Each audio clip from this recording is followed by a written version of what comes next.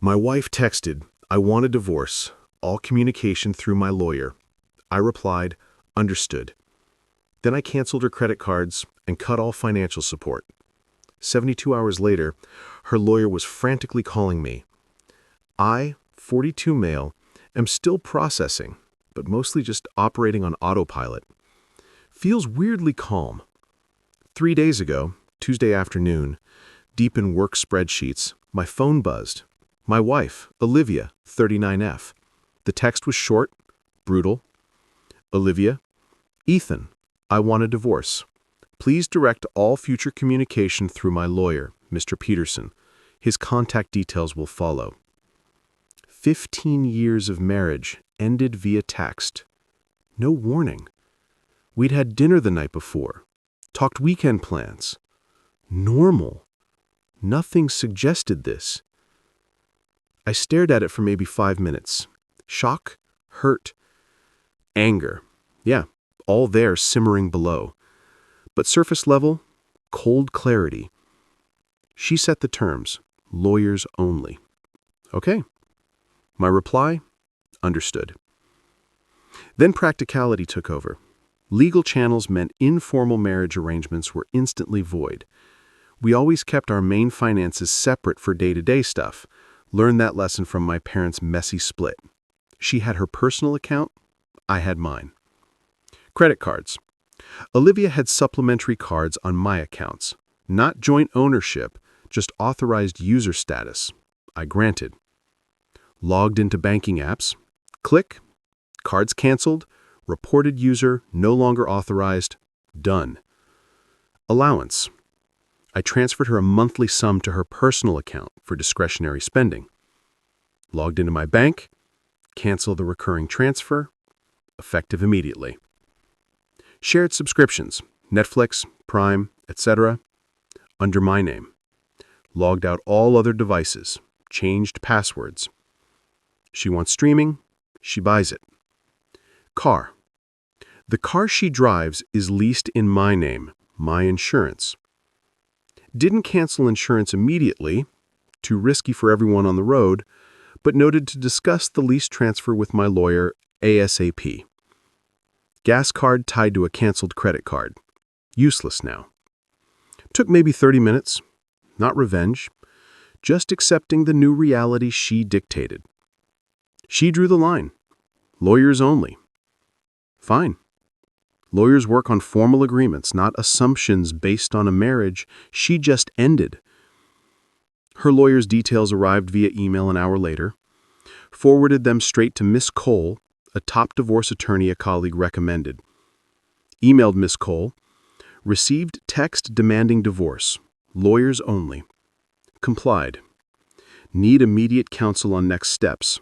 Asset protection. Advise retainer. Finished my work project. Went home. House was empty. She must have packed while I was out. Slept okay, surprisingly. Fast forward 72 hours. Friday afternoon. Unknown number rings. Had a feeling. Hello? Is this Ethan? Ethan's last name? Sharp, impatient voice. Speaking. This is Mr. Peterson. I represent Olivia. Olivia's last name. My client is experiencing some difficulties. Okay. Level voice. Her cards declined. Funds cut off abruptly. Highly irregular, Mr. Ethan's last name. Financial status quo is generally maintained during separation.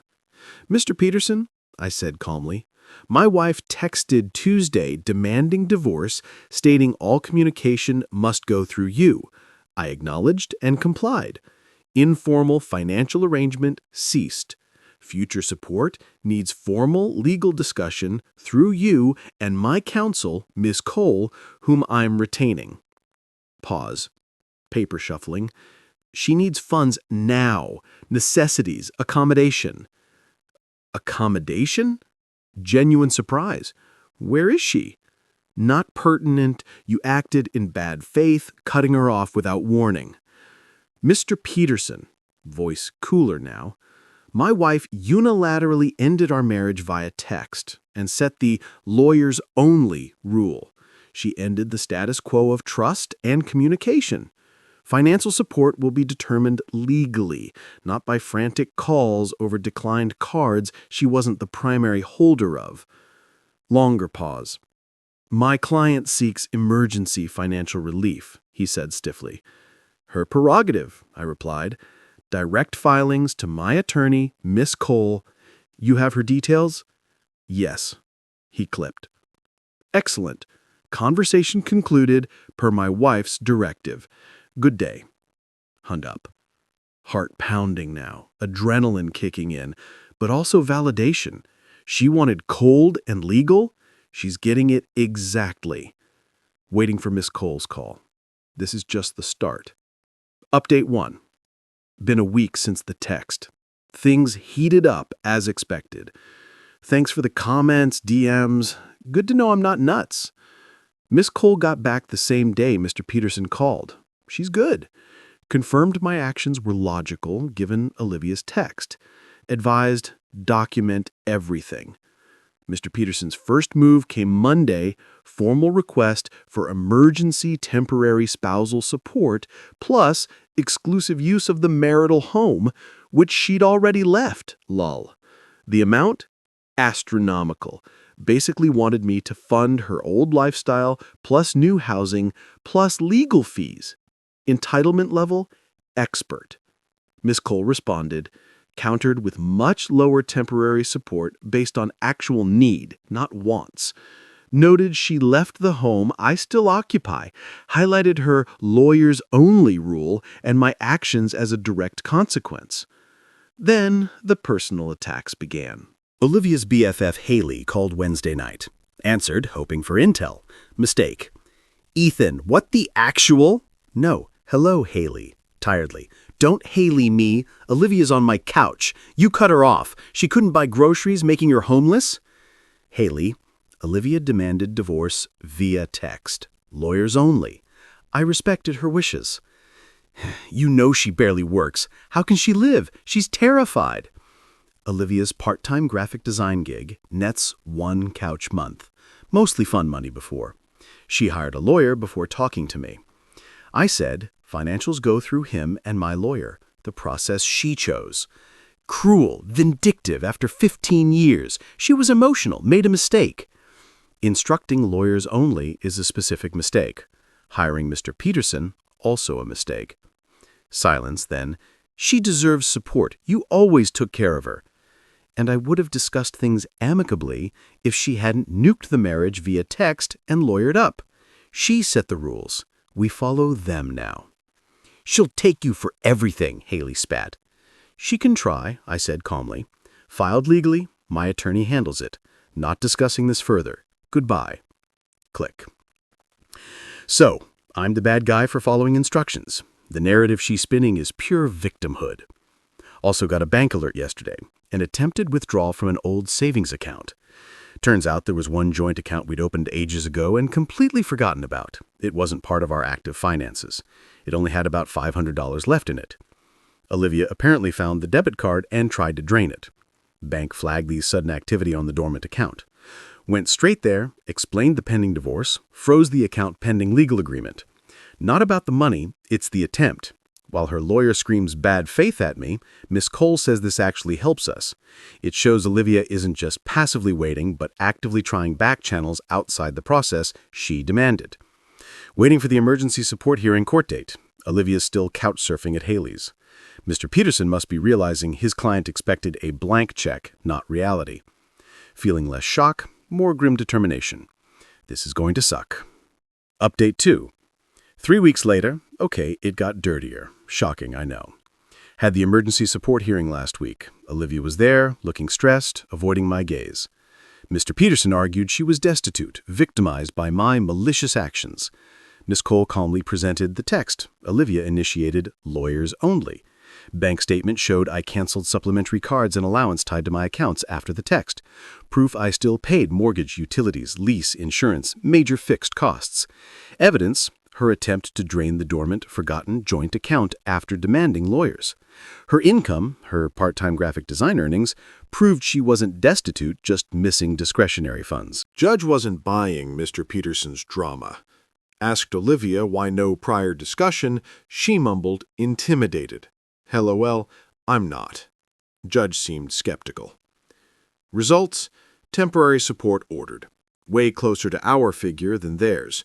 Enough for basics and contribution to legal fees, but zero funding for her old lifestyle. Judge basically told Olivia her own actions, the text, the account drain attempt, contributed to her current situation. Dodged a bullet, felt like, but they weren't done. This week, the real game started.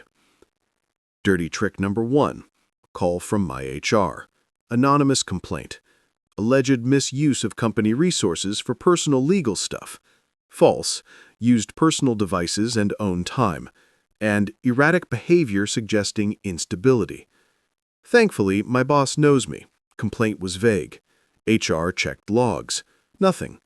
Quick chat with me. Calmly explained basics. Dismissed it. Clear attempt to mess with my job. Low.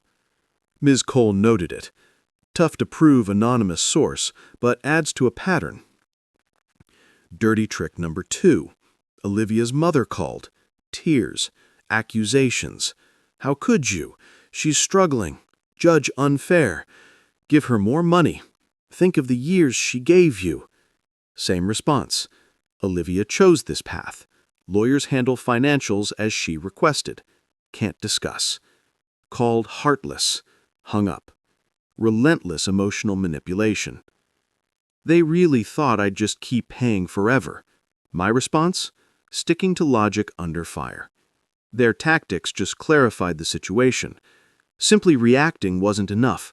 I needed to proactively secure my position legally and shut down avenues for manipulation, strictly by the book.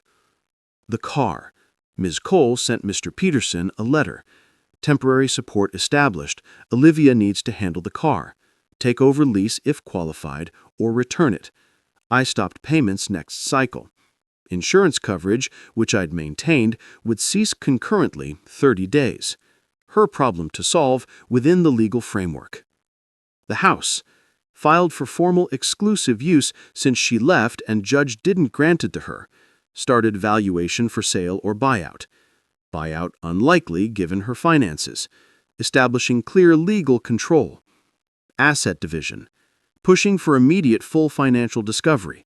Suspect hidden assets on her side. Time for transparency. Legally mandated. Hiding things equals court trouble. Documenting harassment. Logged every manipulative call. The work complaint. Dates, times, summary. Ms. Cull says pattern of bad faith tactics influences final settlement and legal fees. It's not about revenge. It's about methodically managing the situation within the legal boundaries she established, especially now that they were resorting to underhanded tactics. The work complaint crossed a line, making firm, decisive legal steps essential. Olivia texted me directly yesterday, breaking her own rule. Ethan, you can't take the car. How will I get anywhere? Plus, stop this. Screenshotted, sent to Miss Cole. Replied, Olivia, per your instructions, date, all communication via lawyers. Contact Mr. Peterson. Silence. Final update. 6 months later. About 7 months since the text. Divorce finalized last month. Feels like ages ago. Time for the final update. The last 6 months were legal trench warfare. Mr. Peterson delayed, Olivia played victim, rejected reasonable offers. The car, major fight. She couldn't qualify for lease takeover, refused to return it. Mr. Peterson argued necessity. Miss Cole countered, temp support covers basic transport, deadline passed. Informed the leasing company I wasn't paying, she wasn't authorized driver, car repossessed from outside Haley's place. Cue frantic calls from Haley, Olivia's mom, ignored, forwarded to Miss Cole. Olivia furious, but legally cornered by the consequences of inaction. the house, got exclusive use order, sold it relatively fast, equity held in escrow pending division. Olivia fought for more, claiming economic disadvantage. Financial discovery, the kicker. Pushed hard. Olivia had to disclose. Turns out she had a separate savings account, parents' contributions over years, and some inherited stocks she forgot. Not huge, but more than the $500 in the dormant joint account. Mr. Peterson argued separate property. Miss Cole proved commingling and marital funds enabling her to keep them untouched. Anonymous complaint. No direct proof, but judge noted the timing and nature in final proceedings. Didn't win damages, but added to the bad faith picture. Final settlement. Settled just before a contested trial. Judge signaled impatience with Olivia's tactics in pretrial talks. Facing worse outcome plus potentially paying my fees, Olivia agreed. Assets. House equity nearly 50-50. Slight edge to me due to her hidden assets factored in. Stocks divided as marital property. She kept her small personal savings. Spousal support. Time limited, 2 years. Rehabilitative alimony. Significantly less than demanded. Enough to help her transition, not fund old lifestyle. Contingent on efforts to become self-supporting. Legal fees? Each paid their own. A win. Avoided fighting for her to pay mine. Aftermath. Olivia's in a small apartment, working more, complaining about money, heard indirectly. Haley distanced herself after Olivia became a burden. Parents likely still helping. Remorse? Apology? Zero. Still seems baffled I didn't just fund her life post-detonation. The entitlement runs deep. She genuinely felt owed her lifestyle, regardless of me. The last 7 months were rough, expensive, stressful, but I'm good. Better, actually. Peace from closing that chapter is huge. Kept my job, integrity, fair asset share, learned I handle crisis strategically. Hitting the gym, seeing friends Olivia disliked, enjoying my quiet house. No Hollywood revenge, just steady, grinding consequences of her choices meeting logical, legal resistance. She wanted formal and legal? Got it. With all the cold financial reality. That's satisfaction enough. Thanks for the space to vent. Helped immensely. Time to move on.